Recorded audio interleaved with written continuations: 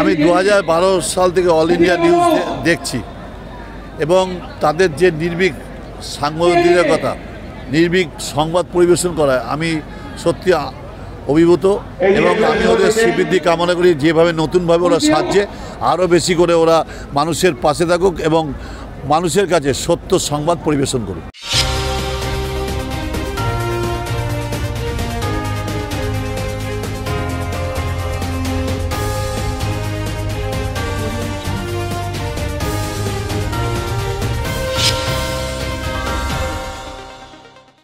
নমস্কার, নিউজ ওয়ার্ল্ডের পর্দায় আপনাদের স্বাগত। আপনাদের সঙ্গে আমি অর্পিতা। শুরু করছি আজকের বিস্তারিত খবর। রানাঘাটে বিজেপি প্রার্থীর সমর্থনের সভা মঞ্চ থেকে ফের সন্দেশখালী নিয়ে কটাক্ষ অমিত শাহের। जगन्नाथ सरकार को कमल के निशान पर दिया हुआ एक एक वोट नरेंद्र मोदी को प्रधानमंत्री बनाने वाला है। मतवा समाज के लोग शरणार्थी बने हुए। एक और तो ये ममता सरकार घुसपैठियों को पनाह दे रही है और दूसरी ओर मतवा समाज के लोगों को नागरिकता देने का विरोध कर रही है। भाइयों बहनों, ममता बनर्जी को शर्म आनी चाहिए। एक महिला मुख्यमंत्री रहते हुए सालों तक धर्म के आधार पर महिलाओं का शोषण किया गया, उनके ही नेता ने किया। मैं आज बताना चाहता हूं, सीबीआई जांच कर रही है। बंगाल की माताओं बहनों को चिंता करने की जरूरत नहीं है। संदेश खाली के गुनहगारों को हम उल्टा लटकाकर सीधा करने का काम ये भारतीय जनता पार्टी करेगी। মনোনয়ন জমা দিয়ে আজ রাজ্যপাল সিভি আনন্দ বোসকে এক হাত নিলেন ডায়মন্ড হারবারের তৃণমূল প্রার্থী অভিষেক বন্দ্যোপাধ্যায়। তো ভয় কেন? এই যে সিসিটিভি ফুটেজ উনি কালকে দেখিয়েছেন নাটকের মতো, যে অভিযোগ করেছে, অভিযোগকারিনীকে আরো অসম্মানিত করেছেন। একটা মহিলার উপর শ্লীলতাহানি করে সে কাঁদতে কাঁদতে গেট থেকে বেরিয়ে পুলিশের আউটপোস্টে যাচ্ছে কমপ্লেন করতে, সেটা আপনি জনসমক্ষে দেখাচ্ছেন। আপনি করিডোরের ভিডিও দেখান না। আপনার চেম্বার থেকে যখন বেরিয়েছে অভিযোগকারিনী, আপনি ভিডিও দেখান। আপনার যদি ক্ষমতা থাকে আপনি রিলিজ করুন। আপনি সংবাদ মাধ্যমের বাঁচা প্রতিনিধিদের রাজভবনে ডেকে দেখান। তৃণমূলকে দেখাতে হবে না। আপনি অপমান করছেন। আইনে আপনার বিরুদ্ধে কিছু করা যায় না বলে আপনি যা ইচ্ছা তাই করবেন। আপনি আইনের ঊর্ধ্বে। আপনি মহিলা, আপনার মেয়ের বয়সী, মেয়ের থেকেও ছোট, এতটা নিকৃষ্ট মানের নির্লজ্জ, এদের বিরুদ্ধে যত কম বলা যায় তত ভালো। মেয়ের বয়সী একজন মেয়েকে শ্লীলতাহানি করছে আপনার রাজভবনে, আপনার কেবিন থেকে যখন উনি বাইরে বেরোচ্ছেন তার ফুটেজটা বার করুন। সেই ফুটেজ দেখায়নি গভর্নর। আমি তো সেটাই বলছি, উনি দেখাক। আমার বিরুদ্ধে যদি কোনো অভিযোগ ওঠে আমি তো পুরোটা জনসমক্ষে আনবো, তাই নয় কি? যে আমার বিরুদ্ধে কিছু হয়েছে বা আমার দপ্তরে কিছু হয়েছে, আমি খালি মেন গেটের ফুটেজ কেন দেবো? আমি তো করিডোরের ফুটেজ দেবো, রুমের ফুটেজ দেবো, সিঁড়ির ফুটেজ দেবো, সব জায়গায় দেবো। তবেই তো যে আমি ঠিক বলছি বা আমি যে দাবিটা করছি তার সত্যতা প্রমাণ হবে। এ তো নাটক, নাটক ছাড়া কিচ্ছু নয়। আর উনি বলেছেন তৃণমূলের লোকেদের রাজভবনে ঢুকতে দেবো না। আরে বাংলার কেউ আপনার রাজভবনে যাবেন না যতদিন আপনি এই পদে আছেন। আপনি রাজ্যপাল পদটার কলঙ্ক। অনেক রাজ্যপাল আমরা দেখেছি, বাংলা বিরোধী দেখেছি, সব দেখেছি। এর আগেও জগদীপ ধানকার ছিল, তারও ভূমিকা আমরা দেখেছি। কিন্তু এত নিচে একটা মানুষ নামতে পারে যে মেয়ের বয়সী একটা মেয়েকে শ্লীলতাহানি করছে চাকরি দেওয়ার নাম করে। সময় এখন বিরতির পর আসছি পরের খবরে। আপনি কি ভ্যাকেন্সি ল্যান্ডের সন্ধানে রয়েছেন? চিন্তা না করে আজই যোগাযোগ করুন ঋত্বিকা এন্টারপ্রাইজে। আমরা রুবি হসপিটালের 3 কিলোমিটার থেকে 12 কিলোমিটারের মধ্যে ল্যান্ড সেল করি। ভ্যাকেন্সি ল্যান্ডের দাম 80,000 থেকে 2,70,000-এর মধ্যে। তাহলে আর দেরি কেন? আজই চলে আসুন আমাদের অফিসে। ফিরেলাম বিরতির পর, আসছি এবারে বিস্তারিত খবরে। এবার সন্দেশখালী নিয়ে পাল্টা নালিশ বিজেপির। সন্দেশখালী নিয়ে পাল্টা জাতীয় নির্বাচন কমিশনে এনসিডব্লিউ চেয়ারপারসন রেখা শর্মা এবার চিঠি লিখলেন। চিঠি লিখে মুখ্য নির্বাচন কমিশনার রাজীব কুমারকে পাল্টা নালিশ করলেন। সন্দেশখালীর প্রকৃত ঘটনা ধামাচাপা দেওয়ার চেষ্টা করছে শাসক দল। অভিযোগ রেখা শর্মার মহিলাদের চাপ দিয়ে বয়ান বদল করানোর চেষ্টা বলে চিঠিতে উল্লেখ করেছেন রেখা শর্মা। নির্যাতিতাদের নিরাপত্তার জন্য পদক্ষেপ গ্রহণ করার দাবিও জাতীয় মহিলা কমিশনের চেয়ারপারসনের। ত্রিপুরার মুখ্যমন্ত্রীকে সঙ্গে করে নিয়ে আজ মনোনয়নপত্র জমা দিলেন বিজেপি প্রার্থী তাপস রায়। লোকসভা নির্বাচন ঘোষণা হওয়ার আগেই দলের বিরুদ্ধে বিদ্রোহ করে যোগদান করেছিলেন ভারতীয় জনতা পার্টিতে। এরপর উত্তর কলকাতা কেন্দ্র থেকে তাকে টিকিট দেয় বিজেপি নেতৃত্ব। নির্বাচনের 7ম দফায় 1 জুন হবে সেই ভোট। অক্ষয় তৃতীয়ার দিনে নিজের মনোনয়ন জমা দিলেন উত্তর কলকাতার বিজেপি প্রার্থী তাপস রায়। মনোনয়ন জমা দেওয়ার সময় তার সঙ্গে উপস্থিত ছিলেন ত্রিপুরার মুখ্যমন্ত্রী মানিক সাহা। মনোনয়ন জমা দিতে আসে পদযাত্রা করে, সেখানে উপস্থিত ছিলেন মানিক সাহা। ওরা তো খেলা হবে, যেদিন মানুষ খেলতে নামবে, এবার তো মানুষ খেলবে, মানুষের খেলা হবে। লোকসভা নির্বাচন, এই নির্বাচন শুধু 5 বছরের জন্য নয়, মানে আগামী আমরা প্রধানমন্ত্রীজি বারবার বলছেন যে 1000 বছরে আমাদের কোন দিকে আমাদের ভারত যাবে তার নির্দেশ এবং নির্দেশিকা সেইগুলো তৈরি হবে। সময় এখন বিরতির পর আসছি পরের খবরে। আরজু মানেই আপনার মনের মতো ফার্নিচার।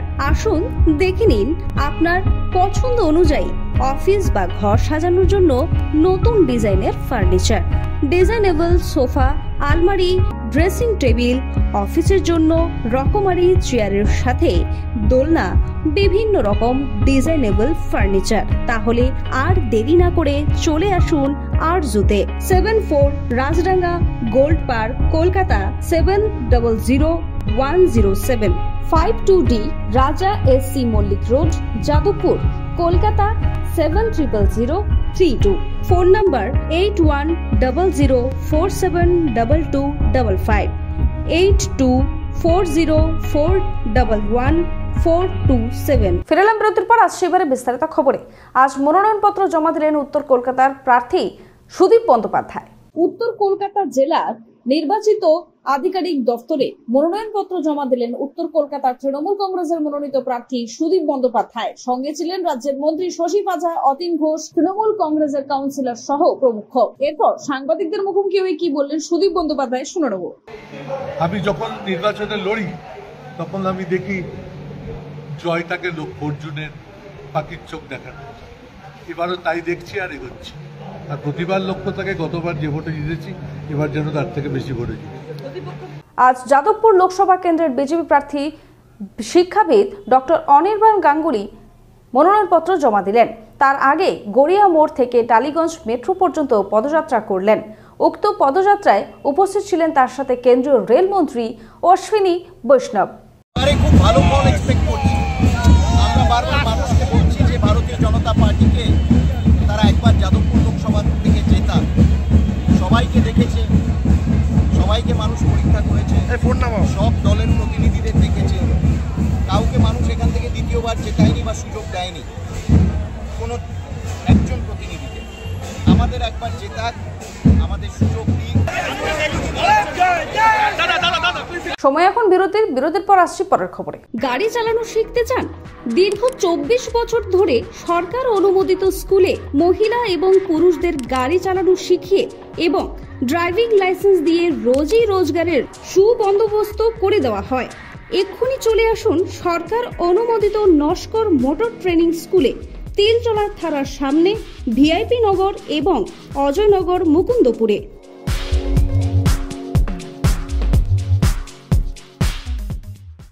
ফিরলাম বিরতির পর আসছে এবারে বিস্তারিত খবরে।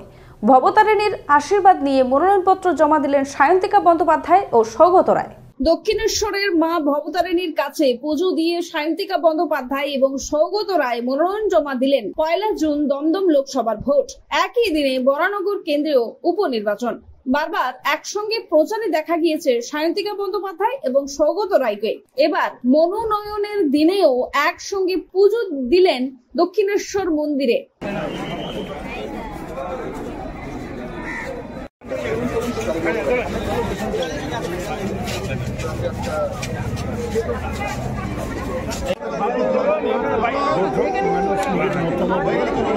আমি নিশ্চয়ই আশা করি আমি জিতব। লড়াইটা এবার কি আগের মতনই হবে না? টাফ হবে না তো? দেখছি না তো সেরকম বিরোধী অনেক একটু ভালো অসংখ্য ধন্যবাদ।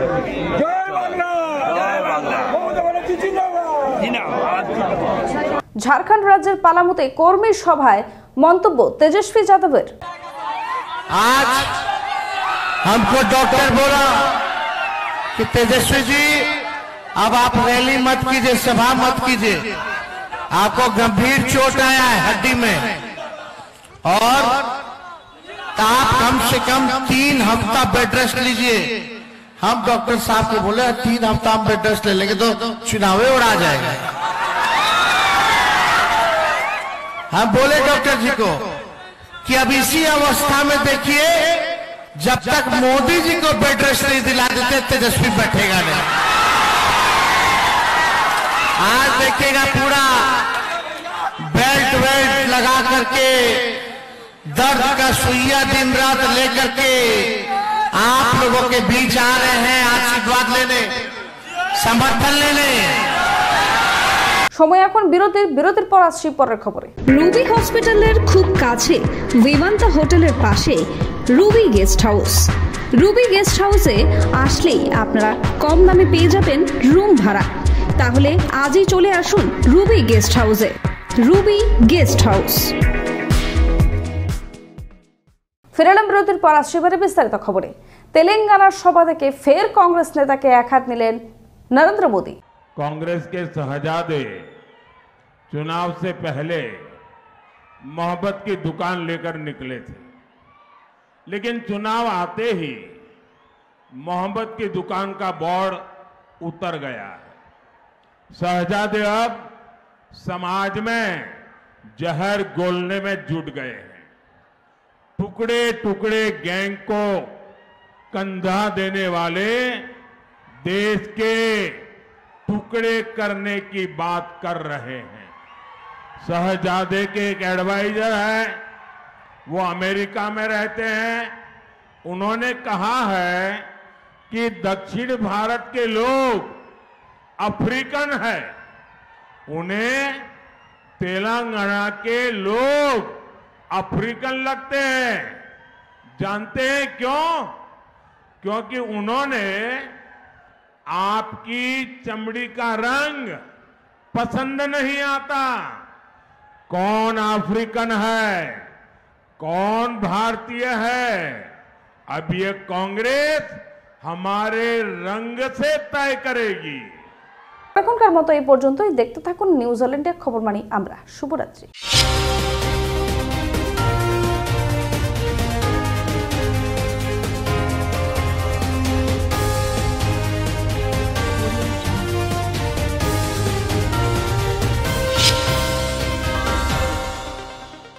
নিউজ অল ইন্ডিয়া 2012 থেকে ভালোভাবে কাজ করছে এবং সংবাদ মাধ্যম গণতন্ত্রের চতুর্থ স্তম্ভ, তার উপর বিশ্বাস রেখে কাজ করছে। আমি তো সবসময় দেখি পোর্টাল দুনিয়া এখন আগামী আমি মনে করি সংবাদ মাধ্যমের একটা দরজা খুলে দিচ্ছে।